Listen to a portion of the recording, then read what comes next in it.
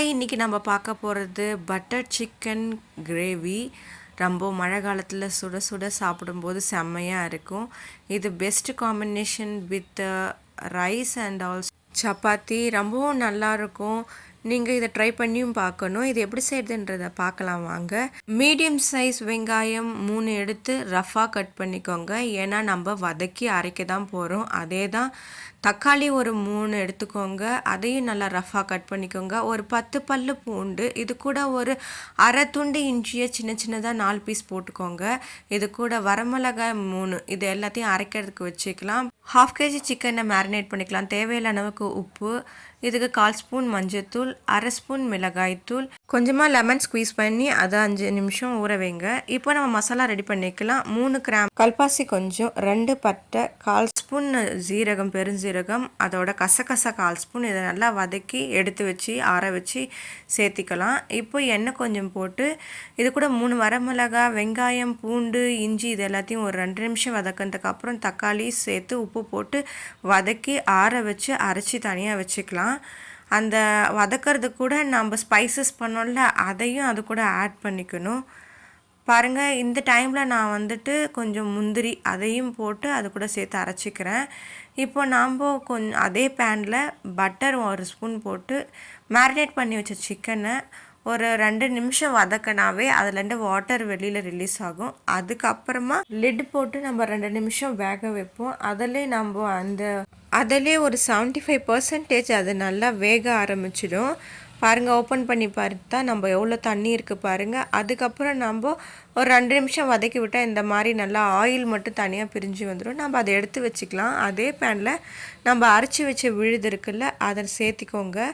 ஒரு 2 நிமிஷம் கொதிக்க விடுங்க. அதுக்கப்புறம் திரும்ப 1 ஸ்பூன் ஆஃப் பட்டர் சேர்த்துக்கலாம். இது நம்ம வீட்டில் ப்ரிப்பேர் பண்ண பட்டர் தான். உங்கள் வீட்டில் இருந்துச்சுன்னா சேர்த்துக்கோங்க, இல்லை கடையில் வாங்கி கூட சேர்த்துக்கோங்க. இது கூட கொஞ்சோண்டு கொரியாண்டர் ஒரு 1/2 ஸ்பூன் போட்டுக்கிட்டு, 1/2 ஸ்பூன் பெப்பர் போட்டுக்கிட்டு, ஒரு 1/4 ஸ்பூன் அளவுக்கு நீங்கள் ஜீரகம் போட்டுக்கோங்க.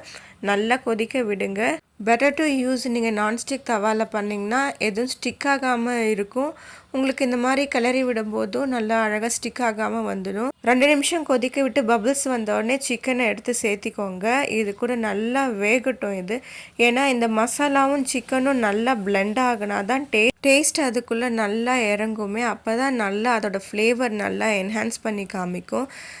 நல்லா மிக்ஸ் பண்ணி விட்டுட்டு நல்லா கொதிக்க விடுங்க. கொஞ்சம் தண்ணி வேணும்னா நீங்கள் சேர்த்திக்கலாம். ஏன்னா ரொம்ப கிரேவியாக இருக்கவங்க கிரேவியாக சேர்த்துக்கலாம். நான் கொஞ்சமாக தான் தண்ணி சேர்த்துருக்கேன் பாருங்கள். இதை நல்லா தண்ணி விட்டு செஞ்சாலும் ஓகே. ஆனால் கிரேவியாக இருக்கும்போது இது ரொம்ப நல்லாயிருக்கும். கொஞ்சம் வேணும்னா நீங்கள் மூடி போட்டு கூட வேக வச்சுக்கலாம். நம்ம தண்ணி ஊற்றிருக்கோம் இல்லையா, அது கொஞ்சம் வேகணும், கொஞ்சம் தண்ணியை அப்சர்வ் பண்ணணுன்றதுக்காக தான் நான் மூடி போடுறேன். பார்த்தீங்களா, இந்த மாதிரி திரும்ப பபிள்ஸ் வந்ததுக்கப்புறம் நீங்கள் திரும்பவும் பட்டர் சேர்க்கணும்.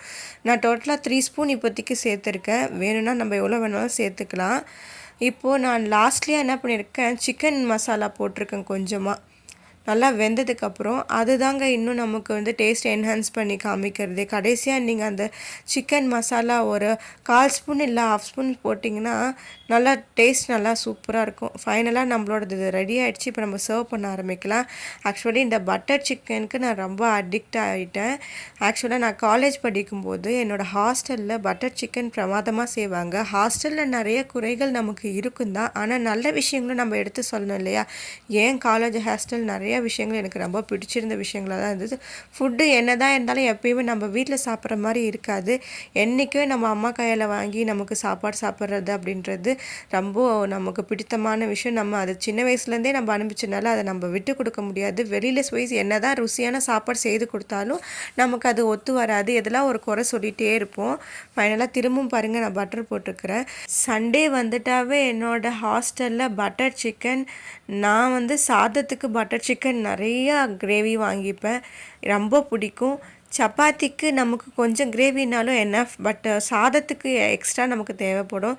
நீங்கள் இதை சாதத்துக்கும் சாப்பிட்லாம், நீங்கள் இந்த சப்பாத்திக்கும் நீங்கள் தொட்டுக்கலாம், நானுக்கும் தொட்டு சாப்பிட்லாம். ரொம்பவும் நல்லாயிருக்கும். டேஸ்டியான ஃபுட்டு மறந்துடாதீங்க. இதுவும் ஒன் ஆஃப் த ஃபேவரட்டாக இருக்கும்னு ட்ரை பண்ணி பாருங்கள். ஹாப்பியாக இருங்க. Bye bye. Subscribe my channel.